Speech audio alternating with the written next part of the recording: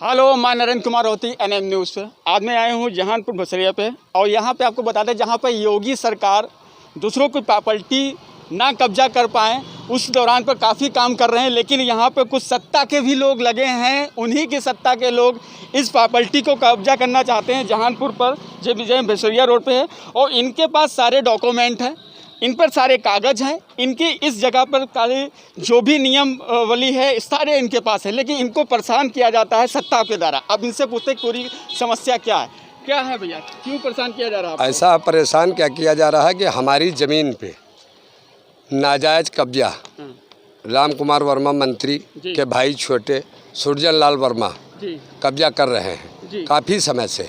एक बार ये हटा के फेंक दिया था। वो खाली 20-20 रुपए के स्टाम्प पे कुछ लिए घूम रहे हैं, और बल्कि हमारी ज़मीन जो है हमने 5 भाइयों से खरीदी थी। अच्छा, 5 भाइयों से? 5 भाइयों से। और जो बशीर हैं उन्होंने अपने हिस्से से 4 गुनी ज़्यादा प्रॉपर्टी बेच चुके हैं। अब हमारी ज़मीन पे सुरजन लाल बीजेपी के जो हैं वो कब्जा करना चाहते हैं। हाँ, ये पर अब और अपने बेटे के नाम बैनामा किया, फिर अपने उसके बाद ये सारी प्रॉपर्टी जो है अपने कब्जे में लेना चाह रहे हैं। लगभग समथिंग ये कितनी होगी? लगभग 1 बीघा होगी। 1 बीघा जी। अच्छा, ये जो ईंटें और बालू में देख रहा हूँ, ये क्या कब्जा करने के लिए? ये सब कब्जे करने के लिए है। ये सब बीजेपी वाले और सुरजन लाल ही लाए हैं। सुरजन लाल लाए हैं हमारी ज़मीन पे कब्जा। उनके पास कुछ कागज हैं? कागज उनके पास 20-20 रुपए की स्टाम्प है। अच्छा। और किसी के नाम शायद वो अपने से। पास क्या है दिखाइए? ये हमारे पास बैनामा है। देखिए, अब मैं आपको दिखाता हूँ, यहाँ पे सत्ता के लोग लग चुके हैं इनके पीछे, ये बेचारे काफ़ी परेशान हैं। यहाँ तहसीलदार, डीएम, एसडीएम के चक्कर लगा रहे हैं, लेकिन आज एनएम न्यूज़ यहाँ पे आपको बताने आया है कि यहाँ सत्ता के लोग लग गए हैं यहाँ पर, कि जहाँ पर उनकी सरकार दूसरों की प्रॉपर्टी बचा रही है, उनकी सरकार दूसरों की प्रॉपर्टी लेने में लगी है। आप देख सकते हैं इनके पास सारे कागज़ हैं। थोड़ा इसको जूम कर लिया जाए, इससे आप खरीदा है जी।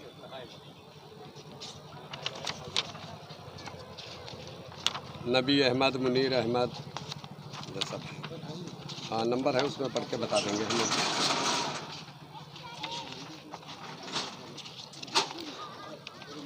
ये मामला जहानपुर का है और इनका लोगों का मानना भी है कि ये लोग कई ऐसे कब्जे कर चुके हैं। क्या? अरे काफ़ी कब्जे कर चुके हैं। मोहम्मदी रोड पे कब्जे कर चुके हैं, इधर उधर कब्जा कर लेते हैं। बात को बैनामा ना बैनामा इनके पास है ना कुछ, केवल 20-20 रुपए की स्टाम्प पे लिखाए हैं। वो भी मतलब इनका इकरारनामा है, वो भी खारिज हो गया।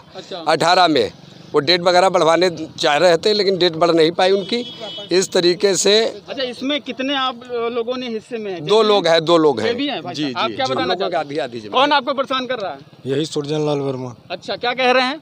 कह रहे हैं हमने खरीद ली और खरीद लिए तो कागज तो होंगे उनके पास? कागज कुछ नहीं, 20-20 रुपए के स्टाम्प पे। क्या अधिकारियों के पास आप गए थे? गए थे, लेखपाल सब दे के आए, कागज आगज सब। तहसीलदार, एसडीएम साहब नहीं मिल पाए भी, कोतवाल साहब के पास भी गए, सीओ साहब के पास भी गए।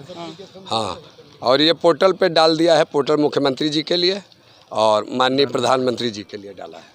आप देख सकते हैं योगी परेशान अगर हम लोगों को करेंगे ये तो आत्महत्या कर लेंगे हम। इसके जिम्मेदार सुरजन लाल और शासन प्रशासन हो। देखिए, यहाँ पर भैया जी ने कहा कि कैसे न कैसे रोजी रोटी काट के इस प्लाट को खरीदा गया था इन दोनों की जगह पे, लेकिन अगर यहाँ पे सत्ता इन पर भारी हुई तो ये कह रहे हैं हम सुसाइड भी कर लेंगे और नाम भी लिखेंगे सुरजन लाल का, इनका कहना है। आप देख सकते हैं यहाँ पर किस हिसाब से कब्जे से ईंट मंगाई गई है और रातों रात काम चलाने की योजना बनाई जा रही है सत्ता के द्वारा। आप देख सकते हैं आज ये लोग इतने परेशान हैं। कुछ सज्जन व्यक्ति से और भी कुछ पूछा, क्या इस मामले के बारे में आप जानते हैं कुछ? जी हाँ, ऐसा है, ये हमारे रिश्तेदार, ये मेरा छोटा भाई और सुरजन लाल जी 2 दिन पहले थे। हम बाहर थे, मेरी लड़की का फ्रैक्चर हो गया था। तहसीलदार साहब ने थाना दिवस में हमसे कागज़ मांगे थे, तो हमने कागज़ नकल निकलवाने के लिए वकील साहब को दिया था। हम आ नहीं पाए और उसी पीरियड में सुरजन लाल जी ने ये नाजायज़ कब्जा करना शुरू कर दिया। जी। आप रोइए मत, परेशान मत हुई, आपके संग पूरी मीडिया है। अब हमको धमकी देते हैं कि तुमको जान से मार देंगे, वहाँ मत जाइए। उनके पास ना कोई कागज़ हैं। मैं कोतवाल साहब के पास गया, एसडीएम साहब के पास गया, एप्लीकेशन दी। हमारी एप्लीकेशन पर मैंने कहा जो जायज़ हो आख्या लगा के दीजिए। एप्लीकेशन मेरी दाब दी गई। कोतवाल साहब कहते हैं स्टे ला के दीजिए तब हम रुकवा सकते हैं। उनका कहना भी सच है। पुलिस प्रशासन का यही काम है तहसीलदार साहब कुछ करना ही नहीं चाहते। देखना 2 दिन से बताते हैं कानून गो साहब के पास एप्लीकेशन है, कानून गो साहब बताते हैं लेखपाल के पास है। कोई बात ही नहीं करना चाहता, न कोई आख्या लगाना चाहता। और ये रात में काम चलाने के लिए आज दिन में इनकी मोरंग सीमेंट बालू सब आ रही है। प्लाट हमारा, इनके पास कोई डॉक्यूमेंट्स नहीं। जिसको ये बता रहे हैं कथित, उसने अपने हिस्से से 2 गुनी ज़्यादा पहले से प्रॉपर्टी अपनी बेच रखी है। ये 6 भाई थे जिनसे हमने प्रॉपर्टी ले, 5 भाइयों का 1/4 भाग हमने, हमारे भाई ने ये प्रॉपर्टी बैनामा कराया था, स्टाम्प शुल्क अदा किया था। जबकि सुरजन लाल जी जो कहते हैं उनका 2018 में एक इकरारनामा हुआ था जो नो कब्जा का, कोतवाल साहब के सामने भी ये कबूल किया है सुरजन लाल जी ने कि हम पहले कब्जा ले लेंगे, बाद को बैनामा कराएंगे।